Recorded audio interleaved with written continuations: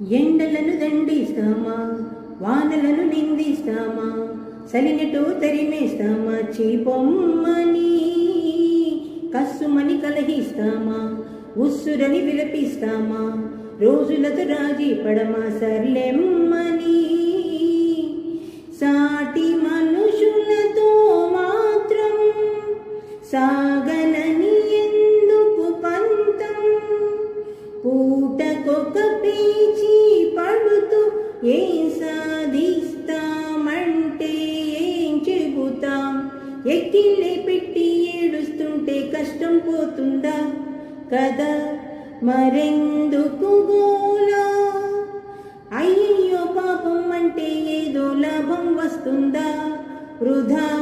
ప్రయాస పడాలా, మరి ఎంతగా మహాచింతగా మొహం ముడుచుకోకలా.